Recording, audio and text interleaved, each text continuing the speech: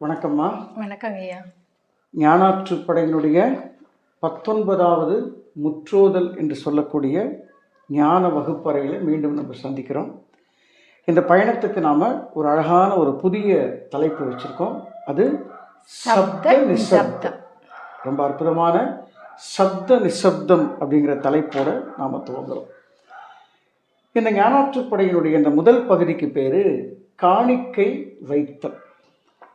இந்த காணிக்கை வைத்தல் பகுதி எப்படி தொடங்குது அப்படின்னா, பல மாணவர்கள் ஒரு 20 பேர் இல்லை ஒரு 30 பேர்னு வச்சுக்கோங்க.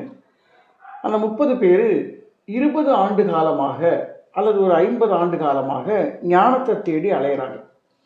பக்தியில் இருந்தாங்க, அதுக்கப்புறம் யோகத்துக்கு வந்தாங்க, அதுக்கப்புறம் ஞானத்துக்கு வந்தாங்க.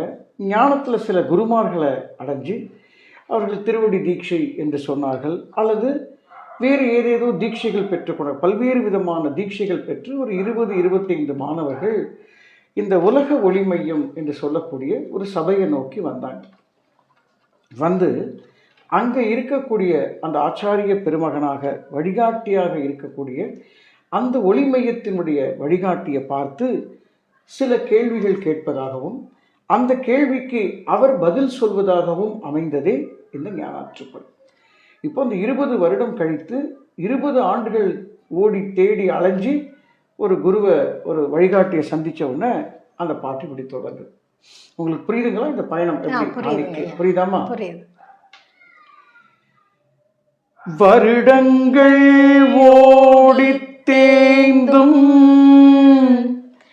வயதிலோர் பாதி கழன்றும் கருமங்கள் சுமந்து ஏதோ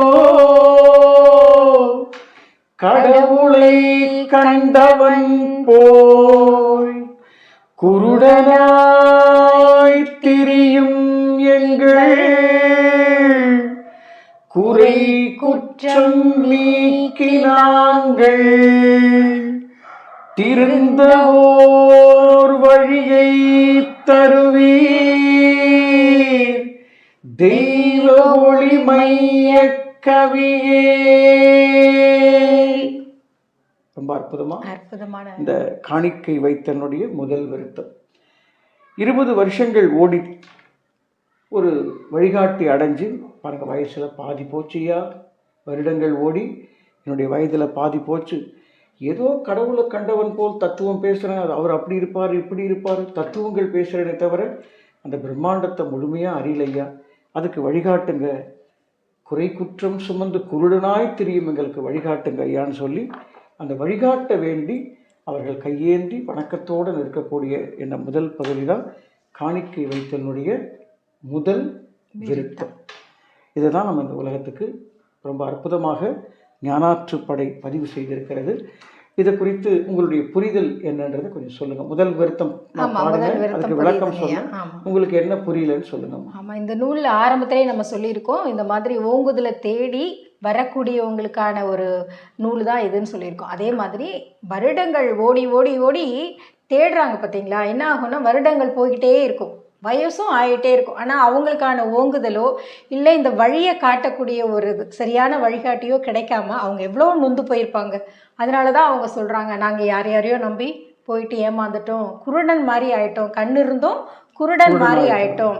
அப்போ நீங்கள் எங்களுக்கு ஒரு சரியான, நாங்கள் எவ்வளோ தவறுகள்லாம் பண்ணிட்டோம், அது அத்தனையுமே நீக்கி நீங்கள் எங்களுக்கு ஒரு சரியான வழியை காட்டுங்க. நாங்கள் உங்களை அந்த இருப்பினை, அந்த தெய்வ ஒளியை உணர்ந்தவராக எங்களுக்கு தெரியறதுனால உங்ககிட்ட நாங்கள் நிற்கிறோம் அப்படின்னு சொல்கிற மாதிரி இருக்குங்க ஐயா. இந்த பாட்டினுடைய பொருள் ஓகேங்களா? பொருள் புரிஞ்சுதுங்களா? புரிஞ்சுது. இந்த பொருளை காணிக்கை வைத்தல் என்ற பகுதியினுடைய முதல் விருத்தம்.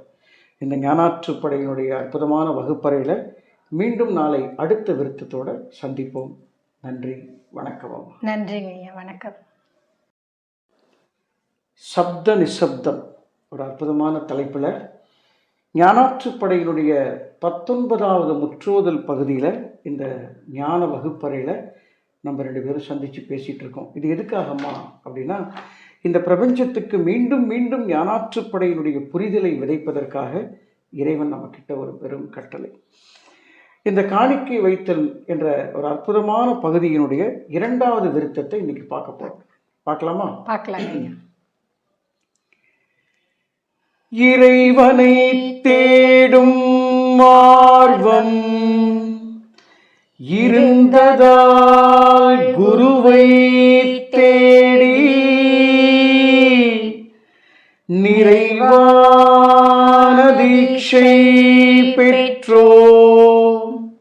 நித்திய பொருளாம் கண்ணுள் மறைஞான கனலை சேர்த்து மாதவம் புரிந்தாய் நீயே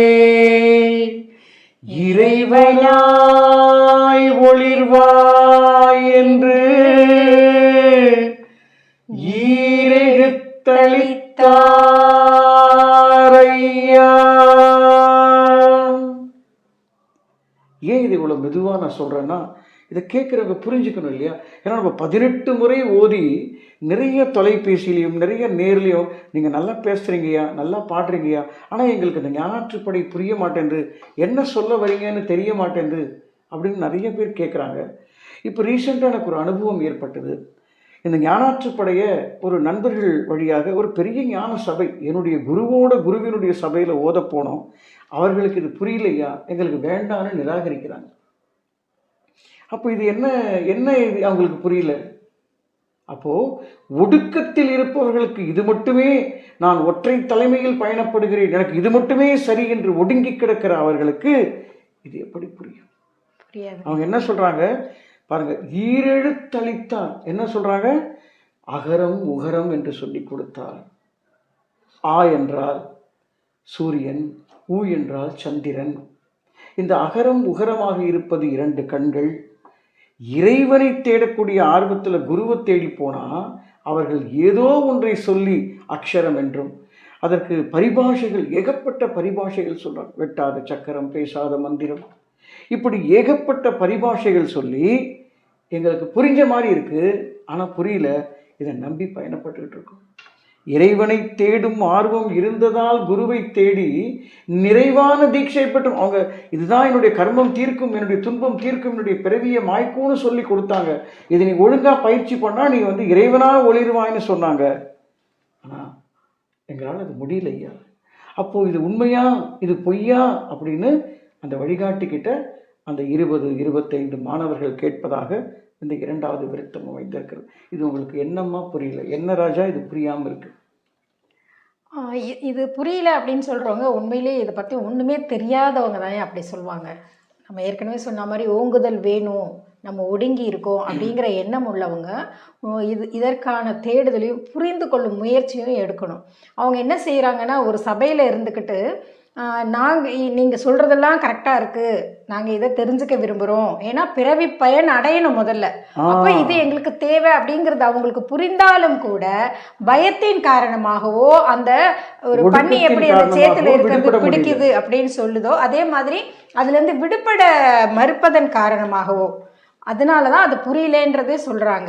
அற்புதம் அற்புதம் அற்புதம். அப்போ இதை பார்க்கக்கூடிய அன்பர்கள், நாங்கள் எங்களுக்கு ஏற்பட்ட அந்த 18 முறை ஓதி ஏற்பட்ட நானும் நீங்களும் தானே அந்த டெலிகிராம் குரூப்பில் பேசணும். அப்போது அவங்க அதை ஏற்றுக்க மறுக்கிறாங்க. அப்போ இதை பார்க்கக்கூடிய அன்பர்கள் எங்கேயாவது சிக்கிக்கொண்டு இந்த ஞானாற்றுப்படையை வாசித்தால் அவர்களுக்கு அது புரியாத விஷயத்தை இந்த காணிக்கை வைத்தலினுடைய 2வது விருத்தத்தின் மூலமாக இந்த உலகத்துக்கு சமர்ப்பணம் பண்ணி நாம் இந்த ஞானாற்றுப்படை வகுப்பினுடைய அடுத்த படிநிலைக்கு பயணப்படுவோம். தொடர்ந்து பயணிப்போம். நன்றி அம்மா. நன்றிங்க ஐயா. என்னப்பா சப்த நிசப்தம் வகுப்பு உங்களுக்கு புரியுதுங்களா? நல்லா அருமையாக புரியுது இல்லையா? ஞானாற்றுப்படையினுடைய மிக சிறப்பான ஒரு அருமையான 19வது முற்றோதுதலில் வெறும் முற்றோதுதலாக ஓதிக்கிட்டே இருக்கிறதுக்கு பதிலாக இதை உணர்த்துவதற்கு ஒரு முயற்சியை நாம் எடுத்திருக்கோம். அது இறைவன் நம்மக்கிட்ட ஒரு பெரும் பணி. இந்த ஞானாற்றுப்படை என்று சொல்லக்கூடிய ஞான பிரம்மாண்ட ஓங்குதலுக்கான திருநூலில் காணிக்கை வைத்தலினுடைய அடுத்த விருத்தத்தை நம்ம பார்க்கலாம். ஓகேவாம்மா? முப்பொருள் கலவை தோன்ற முழுப்பொருள் அறிந்தால்தானே அப்பொருள் அதனை அப்புறப்படுத்தும் நுட்பம் எப்பொருள் கொடுத்தால் கிடைக்கும் எளிதல்ல மகனே கேளாய் தப்பாது காணிக்கை வைத்தால் திறந்திடும் வாசல் தானே. ரொம்ப மிக சிறப்பான நுட்பத்தை இந்த விருத்தம் சொல்லியிருக்கு. அதாவது நீ இறைவனை தேடணும்னு போற, தேட ஆரம்பிச்ச உடனே குரு கிட்ட போய் மாட்டிக்கிற. அவர் தத்துவங்கள் சொல்றாரு, அவர் சொன்னது எதுவும் தப்பு இல்லை. இந்த ஞானாற்றுப்படையினுடைய ஃபார்முலா ஒரு அழகான ஒரு வரி என்னன்னா, எதுவும் தவறில்லை, ஆனால் இது மட்டுமே சரியில்லை.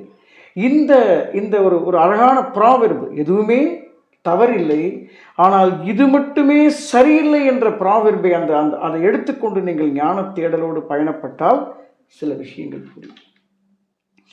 இந்த முப்பொருள் கலவை, உடல் மனம் உயிர் என்று சொல்லக்கூடிய இந்த 3 பொருள்கள் உருவாவதற்கு முழு பொருள் என்ன,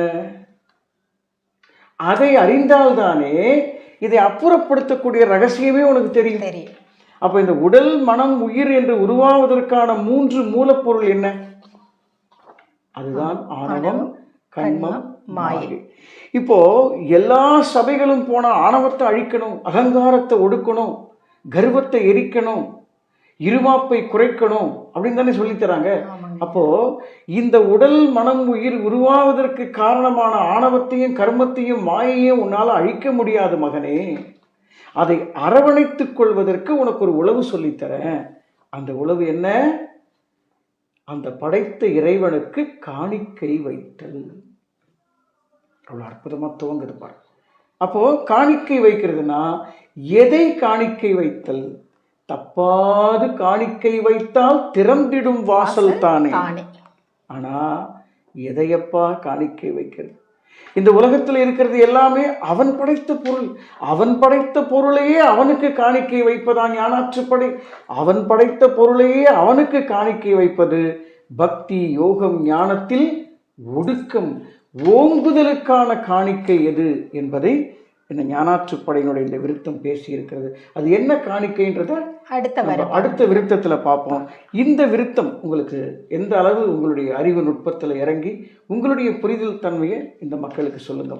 நீங்களே ரொம்ப அழகாக சொல்லிட்டேங்க ஐயா. உடல் பொருள் இந்த மனம் அப்படிங்கிற இதுதான் நம்ம பிறப்புக்கே காரணம் சொல்கிறோம். அப்போ அதுக்கான மூலப்பொருள் இந்த ஆணவம், கர்மம், மாயை அப்படின்னு சொல்கிறோம். இதை ரொம்ப நுட்பமாக அதனோட ரகசியத்தை நம்ம அறிஞ்சுக்கிட்டாதான் திரும்ப அதை எடுக்காமல் இருக்கிறதுக்கான வழிகள் கிடைக்கும் நமக்கு. அப்படி அந்த வழி கிடைக்கணும்னா நாம் ஒரு காணிக்கை வைக்கணும். அந்த காணிக்கை என்னங்கிறத நீங்கள் அடுத்தடுத்த விருத்தத்தில் சொல்ல போகிறீங்க. இப்போ அதோட நுட்பம் புரிந்தால்தான் உங்களால் அகற்றவே முடியும். ரகசியம் தெரியாமல் நம்ம எப்படி ஒன்று செய்ய முடியும் அப்படிங்கிறத இந்த விருத்தம் ரொம்ப அழகாக சொல்லியிருக்குங்க. அப்போ ஞானாற்றுப்படை படியேற்றம் அழகாக இருக்கு இல்லைங்களா? ஆமாம், ரொம்ப அழகாக நீங்கள் சொல்கிற மாதிரி அந்த ஃபீடிங் மாதிரி ரொம்ப அழகாக இருக்கு. இதை இந்த உலகம் புரிஞ்சுக்கிட்டா போதும். சப்த நிசப்தம் இதுதான் ஞானாற்றுப்படையினுடைய ஹார்ட் பீட்டான வார்த்தை. நன்றிம்மா. நம்ம அடுத்த வகுப்பில் ஞானாற்றுப்படையினுடைய அடுத்த வகுப்பில் சந்திப்போம். நன்றிம்மா. ரொம்ப ஆர்வத்தோட பயணப்படுறேங்கய்யா. நன்றி. என்னம்மா, வணக்கம். வணக்கங்கய்யா. இன்றைக்கு சப்த நிசப்தம் என்று சொல்லக்கூடிய ஞானாற்றுப்படையினுடைய ஞான வகுப்பறையில் மீண்டும் நாம் சந்திக்கிறோம். காணிக்கை வைத்தல். 20-25 மாணவர்கள் ஒரு ஆச்சாரிய பெருமகனால் சந்தித்து நாங்கள் இந்த மாதிரி தீட்சை பெற்றோம், இவ்வளோ வருடங்கள் போச்சுன்னு வருத்தப்படுறாங்க. அவர் என்ன சொல்கிறாரு? எல்லாம் ஓகே ராஜா, ஈரெழுத்து ஓகே, அகர உகரம் ஓகே, எல்லாம் ஓகே, எண்ணும் எழுத்தும் கண்ணெனத்தகும் எல்லாம் தத்துவங்கள்லாம் சொல்லி முடித்த பிறகு இறைவனுக்கு அந்த மகாஸ்ரீ இருப்புக்கு நீங்கள் காணிக்கை வைச்சிங்களா ராஜா அப்படின்னு கேட்குறாங்க. அப்படி தானே அந்த ஞானாற்றுப்படை போகுது. அவங்க சொல்கிறாங்க, நான் எந்த காணிக்கையும் வைக்கலை, என்னையா காணிக்கை வைக்கிறது? அப்போது நீ இறைவனுக்கு காணிக்கை வைத்தால், அவன் படைத்த பொருள்களையே அவனுக்கு காணிக்கை வைத்தால் அதற்கு பேரு ஒடுக்கம். அவனிடம் இல்லாத ஒன்றை நீ காணிக்க வைக்கணும். அவனிடம் இல்லாத ஒன்று எது அப்படிங்கிறத இந்த விருத்தம் நமக்கு சொல்லித்தரப்போகுது. வாசிப்போமா? வாசிக்கலாம். அவனிடம் இல்லாத ஒன்றை அர்ப்பணம் செய்யும் உளவை கவனமாய் கேட்பாய் கண்ணா, காணிக்கை இதுதான் ஒன்றம் தவமாய் தியானம் அறுத்து தன்மயம் ஆக்கும் இருப்பின் நவநாத பிரம்மாண்டம் கேள் நடுமையம் விளங்கும் இன்றே. மிகவும் சிறப்பான விருத்தம். என்ன சொல்றாரு அப்படின்னா, அந்த நவநாத பிரம்மாண்டம் என்று சொல்லக்கூடிய அந்த பிரம்மாண்டம் உனக்கு விளங்க வேண்டும் என்றால் அவனிடத்தில் இல்லாத ஒன்றை நீ காணிக்கை வைக்க வேண்டும். அது எப்படி வைக்கிறது அப்படிங்கிற ஒரு சூக்ஷமமான ரகசியம். கவனமாய் கேட்பா ராஜா, நீ எதையோ படிச்சுட்டு வந்திருக்க, அதெல்லாம் கீழே கொட்டிட்டு கொஞ்சம் எளிமையாக ரொம்ப அமைதியாக சாந்தமாக கொஞ்சம் கொஞ்சமாக கேட்டுக்கோ. நாளைக்கே ஒன்றும் நடக்க போகிறது இல்லை. கொஞ்சம் கொஞ்சமாக கேட்டு தெளிந்து, ஏன்னா இந்த ஞானாற்றுப்படை உனக்கு விளங்கி புரிஞ்சிச்சுன்னா இந்த உலகத்தில் இருக்கக்கூடிய அனைத்து நூல்களும் போதிக்கக்கூடிய ரகசியம் உனக்கு புரிஞ்சிடும் ராஜா. உன்னுடைய பிறவி பயனே உனக்கு வாய்க்க போகுது. அதனால கொஞ்சம் கொஞ்சமாக ரகசியத்தை அப்படியே அனுபவிச்சு கேள்றா செல்லக்குட்டி அப்படின்னு இந்த ஞானாற்றுப்படை சொல்லித்தருது. ரொம்ப ஒரு அற்புதமான பயணம். அவங்ககிட்ட இல்லாதது என்ன அப்படின்னு துவக்கிட்டு, ஆனால் பாருங்கள் இந்த ஆசிரியர் அவங்ககிட்ட இல்லாதது என்னன்னு சொல்லாமலே விட்டார். சொல்லாமல் விட்டுருப்பாரா? இல்லை. அப்போ அடுத்த விருத்தத்தில் சொல்லுவார், கண்டிப்பாக சொல்லியிருப்பார். அந்த தன்மயம் ஆக்கக்கூடிய அந்த இருப்பினுடைய அந்த ரகசியத்தை அவங்ககிட்ட இல்லாதது என்ன, அவங்ககிட்ட முதல்ல அவங்ககிட்ட இல்லாதது என்ன அப்படிங்கிறத ஒரு ஒரு ஒரு கியூரியாசிட்டி, ஒரு தூண்டுகோலாக இந்த விருத்தம் அமைஞ்சிருக்கு. ரொம்ப எளிமையாக இருக்குது. எனக்கு ரொம்ப நல்லா புரியுது. உங்களுக்கு புரியுதாம்மா? புரியுதுங்க ஐயா. புரியுதா? சரி, நம்ம அடுத்த விருத்தத்தோட நாளைக்கு சந்திப்போம். நன்றிகள் அம்மா. நன்றிங்க ஐயா. ஞானாற்றுப்படையினுடைய ஞான பிரம்மாண்ட வகுப்பறையில் நாம் கூடியிருக்கோம் இல்லையாம்மா? ஆமாங்க ஐயா. சப்த நிசப்தம் என்று சொல்லக்கூடிய ஒரு அழகான ஞானாற்றுப்படை பயணத்தை தொடங்கியிருக்கோம். காணிக்கை வைத்தல், எதை காணிக்கை வைக்கிறது அப்படின்ற ஒரு கேள்வியோட இந்த ஞானாற்றுப்படையினுடைய வகுப்பில் பயணப்பட்டு இருக்கோம். எதை காணிக்கை வைக்கிறது அப்படின்ற அந்த போன விருத்தத்தில் அதுக்கான விளக்க உரை நம்ம கொஞ்சம் இன்னும் கொஞ்சம் எலாபரேட்டாக சொல்லணும். ஏன்னா நாம் எதை காணிக்கை வைக்கிறதுன்னு தெரிஞ்சுக்கிறதுக்கு முன்னாடி நாம் வைத்த காணிக்கையெல்லாம் என்னன்னு பார்த்தா, நம்ம வீட்டில் இருக்கிற வாழைப்பழம், தேங்காய், வெத்தலைப்பாக்கு, அல்லது புளி சாதம், தயிர் சாதம், இல்லை இன்னும் சொல்ல கேட்டால் இன்னும் சில சாதாரண பொருட்கள், இறைவனுக்கு என்னென்னமோ படைக்கிறோம். இது எல்லாமே அவன் படைத்த பொருள் தானே. அப்போ அவன்கிட்ட இல்லாதது என்ன அப்படிங்கிற ஒரு கேள்வியோட போன விருத்தம் தொடங்கியிருக்கு. அவன்கிட்ட இல்லாதது மூன்றே மூன்று தான். இந்த மகா பிரபஞ்சத்தை படைத்த இறைவன் யார்கிட்டையும் மன்னிப்பு கேட்க வேண்டிய அவசியம் இல்லை. யார்கிட்ட கேட்கணுமாமா? வேண்டாம். அவன் எந்த தவறுகளும் செய்ய போறதில்லை. அதனால மன்னிப்பு கேட்க வேண்டிய அவசியம் இல்லை. அவன் யாரிடமிருந்தும் எதையும் பெற்றுக்கொள்ள போவதில்லை. அதனால் அவன் யாருக்கும் நன்றி சொல்ல வேண்டிய அவசியம் இல்லை. ஆமாங்க. உனக்கும் எனக்கும் இருக்கக்கூடிய ஆணவத்தை விட பெரும் ஆணவம் உடையவன். அவன் யாரிடத்திலும் பணிவாக இருக்க வேண்டிய அவசியம் இல்லை. அப்போ இறைவன் கிட்ட வைக்கக்கூடிய மூன்று காணிக்கை என்ன? நன்றி, மன்னிப்பு, பணிவு. இந்த மூன்றையும் காணிக்கை வைக்கணும் ராஜா அப்படின்னு இந்த காணிக்கை வைத்தல் பகுதியில் மிக மிக விசேஷமாக ஞானாற்றுப்படை போதிக்கிறது. உங்களுக்கு விளங்குதாமா? புரியுதா இந்த இடம்? ஏன்னா இதுதான் இந்த ஞானாற்றுப்படையினுடைய துவக்கம், இந்த அஸ்திவாரம், இந்த ஆரம்பம் புரிந்தால்தான் நீங்க பயணப்பட முடியும். புரியுதுங்களா? புரியுதுங்களா? சரி, பாருங்க இந்த விருத்தத்தை வாசிப்போமா? நன்றியால் கர்மம் குறையும், நாதாந்த அதிர்விந்தயவாய்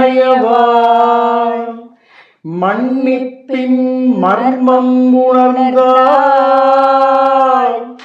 மமதையாம் கர்வம் அழியும், உன்னிப்பாய் கவனிப்பாய் கவனி மகனே, உள்ளார்ந்த பணிவால் மாயா வன்மலம் எரிக்கும் ஞான